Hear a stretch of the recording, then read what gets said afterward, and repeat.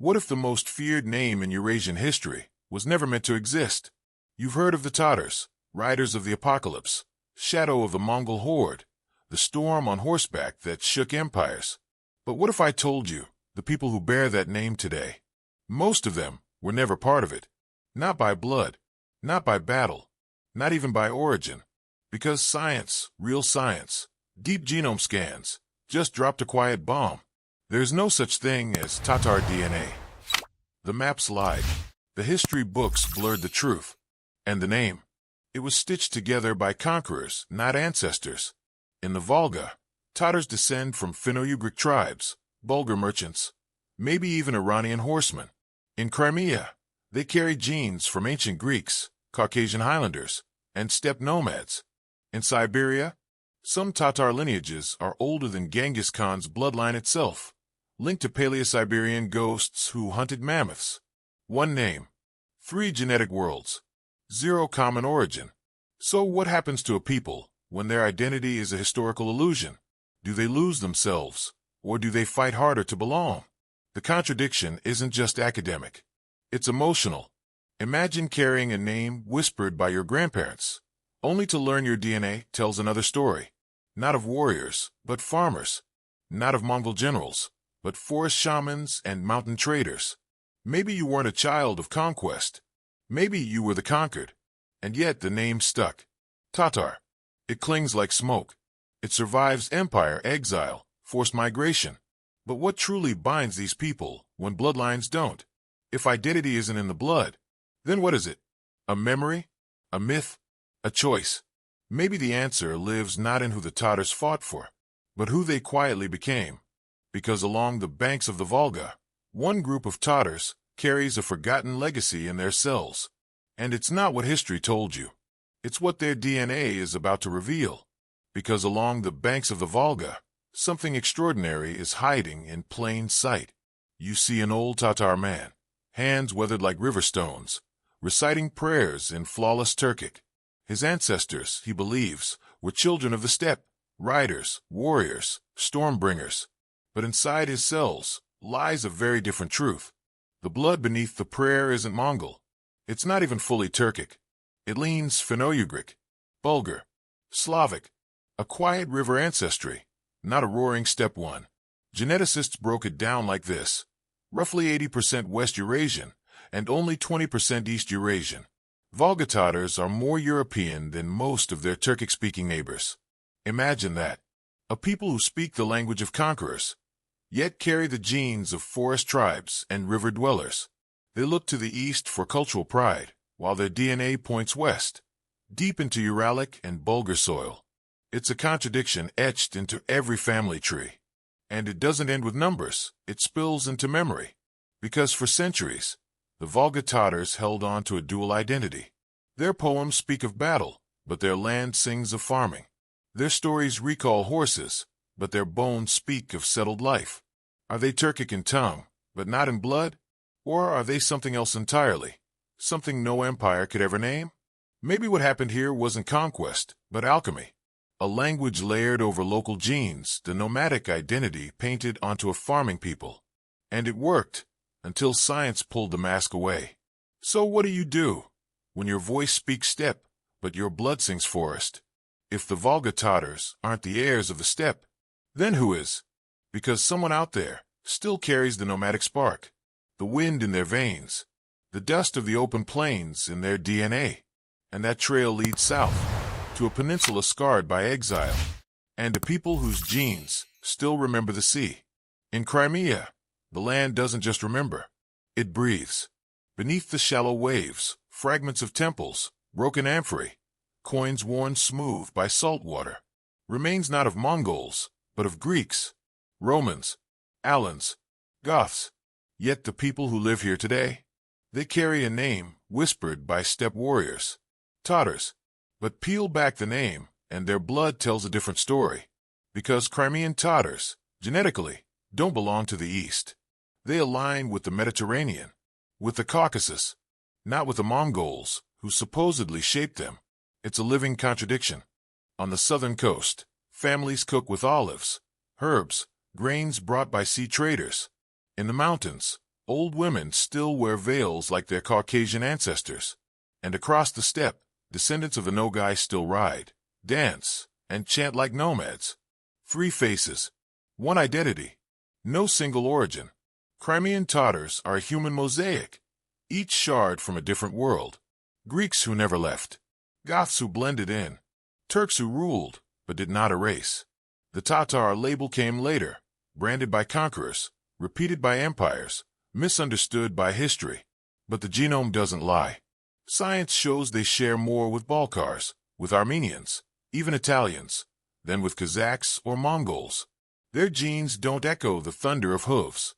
They carry the hush of ancient harbors, the pulse of mountain paths, the silence of exile. Because these people, despite centuries of forced migration, erasure, and return, kept their roots buried deep. And yet, not all Crimean Tatars share the same past.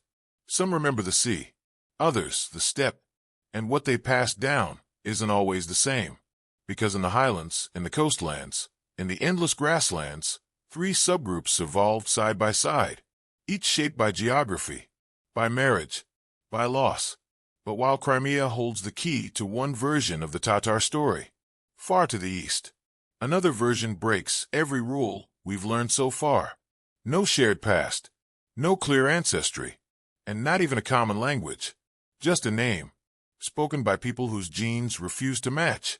And nowhere is that more true than in Siberia. You'd think, by now, we'd found a pattern. Volga Tatars, river-bound farmers with steppe illusions. Crimean Tatars, Mediterranean roots wrapped in nomadic myth. But then comes the Siberian Tatar, and the pattern collapses. In the frozen plains of western Siberia, a name survives, Tatar. But the blood beneath it? It shatters every expectation. One group carries DNA tied to Central Asia. Another leans toward the Caucasus. And a third? It holds fragments from a vanished world. Ice Age Siberians. Not Mongols. Not Turks. Not even Indo-Europeans. Something far older. Hunters of mammoths, whose line somehow made it through time, and war, and empire. Imagine being part of a group that calls itself Tatar, but shares less DNA with other Tatars than with your non-Tatar neighbors. That's what the science shows. 5 Siberian Tatar subgroups, each so genetically different, they might as well be 5 separate peoples. And yet, they wear the same label, sing in similar tongues, share holidays, memories, songs. But if your DNA has nothing to do with the others, what holds you in? Is it language, faith, or is it survival again? In one forested village, a Tatar elder blesses his grandson with words passed down since the Golden Horde. But the boy's bloodline? It never touched the steppe. It came from the north, from reindeer herders and icy rivers. His ancestors didn't ride horses, they fished through ice. So how did these people, strangers by blood, become family by name? Is Tatar a story they told themselves, to survive being forgotten? Or a cloak laid over tribes that never chose it? One thing is certain, the deeper we look into Siberia, the less sense the surface makes. Because these Tatars aren't just genetically distant from each other. They're distant from everyone. A patchwork of lost lineages, wearing a name that was never theirs to begin with. But even in this chaos, there's a question we can't shake. Is there a single thread tying them all together? Or are we looking at a quilt stitched from bones, borders, and borrowed words, with no center at all? And yet, somehow, there's still a shadow that touches them all. A faint, echoing name. A whisper from the steppe. Mongol. It arrives like dust across a battlefield, carried on banners, fire, thunder. The Golden Horde didn't just conquer cities. It renamed people. And for the Tatars, that shadow never truly lifted. Today, across the Volga, Crimea, even Siberia, a trace remains. Not loud, not dominant, but real. A tiny percentage, maybe 2%, of modern Tatars still carry the mark of one bloodline. C2, the Genghis Khan haplotype. That number should be small, insignificant, but it isn't, because the Mongols didn't win through numbers. They won through fear and control, through elite dominance. A handful of men on horses didn't need to replace your ancestors. They only had to rule them, replace your language, your customs, your memory. And in many places, they did. You speak a Turkic tongue today, not because your ancestors were nomads, but because the steppe decided that's what survival would sound like. In one quiet home, a Tatar family opens a DNA report. There it is, C2. A marker from the East. A genetic whisper of a warlord who changed the world. And yet, everything else in their genome speaks West. Finno-Ugric. European. Native. So how did such a small thread pull so tightly across an entire people? Maybe the story of the Mongols isn't about conquest. Maybe it's about how power can ripple, long after blood has vanished. But that ripple wasn't the only one. Because while the Mongol genes faded, something else stayed. Something older. Something rooted. And if conquest didn't shape the core of Tatar DNA, then what did? What force was strong enough to hold through empire, exile, and centuries of forgetting? Maybe the answer lies in the mothers. In the ones who didn't ride off to war, but stayed, and passed down a quieter legacy, encoded in their blood.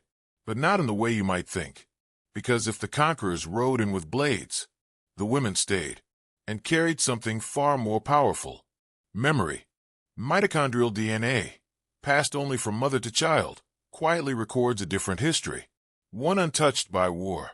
One written in birth, not bloodshed. And when scientists traced the maternal lines of the Tatars, what they found was astonishing.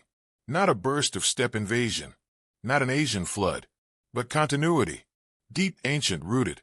85 to 90% of Tatar mtDNA comes from the West, from Europe, from forests and rivers, long before Turkic became tongue. Some of these maternal lineages survived the last ice age. They were already here, repopulating the land after glaciers retreated, long before Mongol horsemen, long before any empire knew their names. In their faces, you can still see the echoes.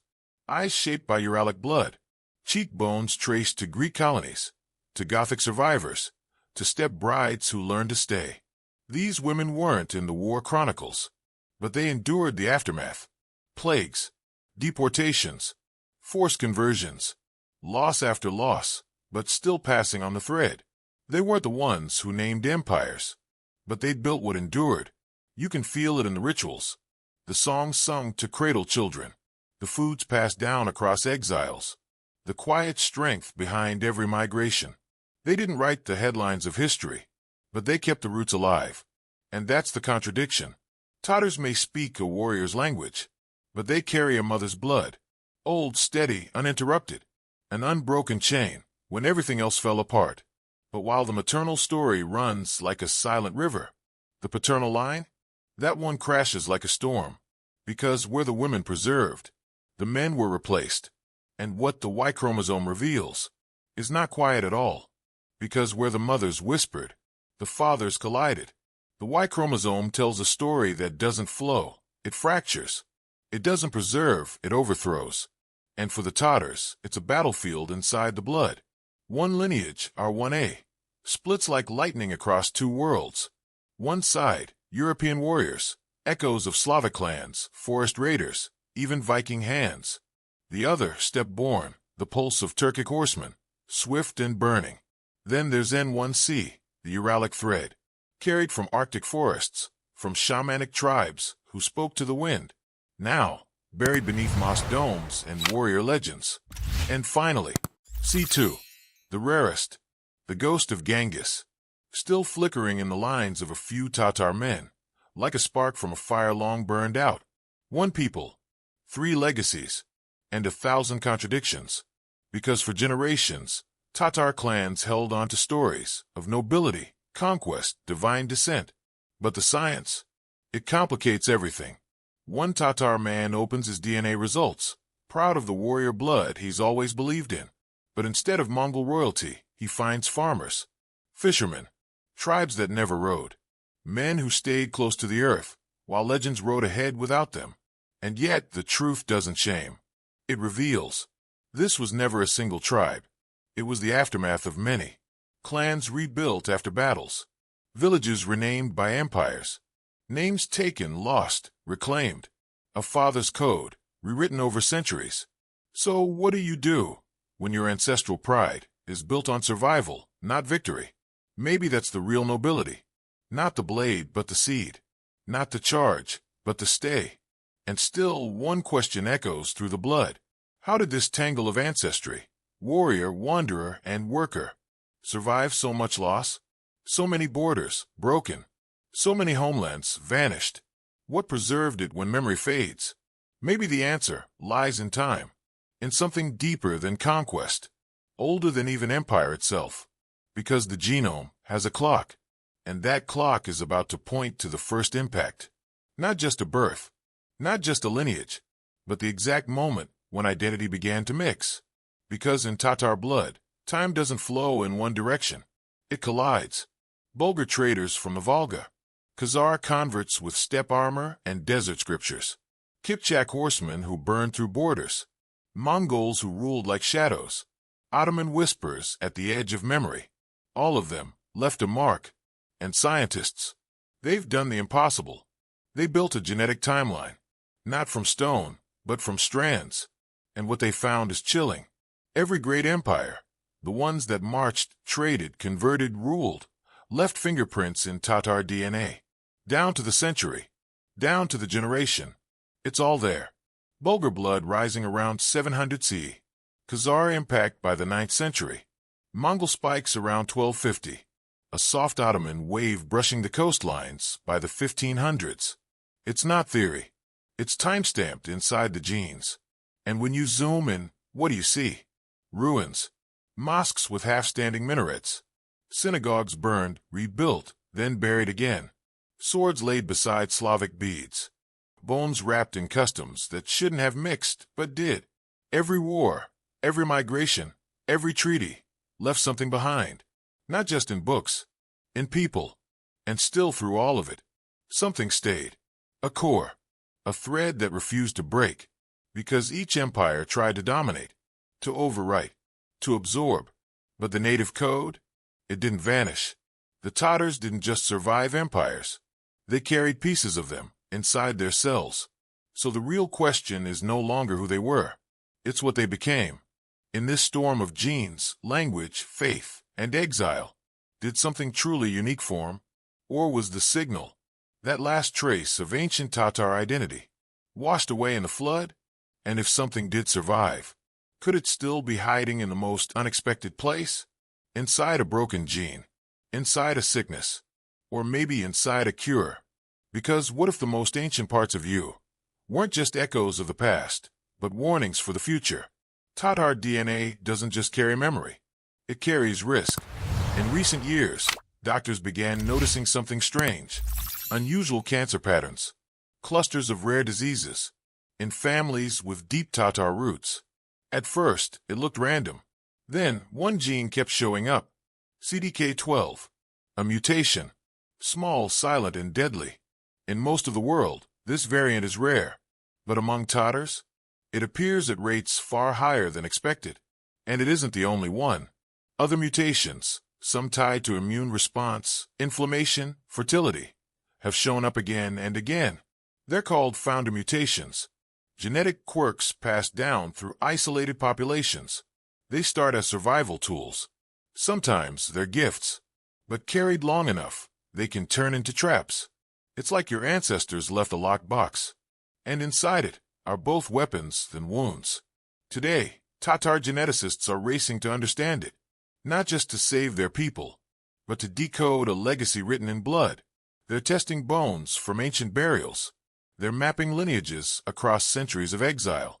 They're trying to answer one question. How do mixed, scattered, often silenced people keep such rare code alive? Because that's the strange beauty of it. Some parts of Tatar DNA are so unique, so precise, they may hold medical answers for millions. A weakness turned to strength. A scar turned into strategy. But even as science moves forward, another force is closing in. Borders are fading. Languages are merging. Young people marry far beyond old lines. And now, the Tatar genome faces a different kind of threat. Not invasion, not exile, dissolution. So the question isn't just what's hidden in the code, but whether that code will survive at all. Because as the world blends into one, will the Tatar gene pool its mysteries, its risks, its miracles. Vanish with it, or resist. Because Tatar history doesn't end with war. It ends with forgetting. And that's what they tried to do. In 1944, Soviet trucks rolled into Crimean villages. They came for families, not soldiers. Mothers, teachers, children. Tatars were labeled traitors, loaded into cattle cars, deported east, thousands of miles, into nothing. Homes were seized. Names were erased. Even gravestones rewritten. But the genome? It didn't forget. Even after forced Russification, even after decades of exile, the Tatar genetic signature refused to vanish. Scientists tested post-deportation generations, expecting a blur, Slavic, Central Asian mixed. But no, the mosaic remained. Something held it together. And today, that something is rising again. Young Tatars, born far from their ancestral land, are tracing family trees with trembling fingers, digging up songs once banned, speaking dialects whispered only in kitchens. One girl holds her grandmother's wedding scarf, worn in Crimea, buried in Uzbekistan, unfolded now like a flag, not of protest, of survival, because in every ritual rediscovered, every lost recipe cooked again, every Tatar word carved back into stone, they're not just reclaiming culture, they're proving something deeper, that even when memory is broken, the body remembers, that even when maps change, the code stays, and that even after erasure, there's still a fingerprint, not one made of flags, or borders, or politics, but one made in the cells. And this fingerprint? It stretches back farther than the Soviets, farther than the Mongols, back to the very dawn of Eurasia. But now, a final question rises, one bigger than genetics. What if this story isn't about blood at all? What if it's something else? Something even more fragile and far harder to prove? Because in the end, what survives isn't always blood. Sometimes, it's belief. Across the vastness of Eurasia, from frozen forests to sunburned coasts, the word Tatar still echoes. Not as a race, not as a single people, but as something else, something stranger. A living memory, patched together by exile, migration, war, and choice. One girl stands at dusk, in a place her great-grandmother fled. She lights a small candle. Not for glory, not for victory, but for continuity. No one wrote her story in the books, but her body knows it anyway. She carries Greek, Finnic, Uralic, Turkic, even Mongol fragments in her DNA. 1,000 ancestors who never spoke the same tongue, never prayed to the same God. But still, she carries them. And when she speaks her name, Tatar, it's not a declaration of purity. It's a quiet act of defiance, of resilience. Because what if your identity isn't a single origin? What if it's the tension between them all? The silence between languages? The music between migrations? Genetics gives us data, but it doesn't give us meaning. That part is yours to write. So if your genes carry 1,000 worlds, who gets to say which one is yours? And maybe that's the legacy, not of a tribe, but of transformation, not of empire, but of endurance, not of a single answer, but of a question that keeps moving, the endless Tatar question. But this story doesn't stop here, because next time, we open the gates to a kingdom most believe vanished, a nation that changed faith, changed borders, and then disappeared. The Khazars, and the mystery they left behind, might still be living inside you.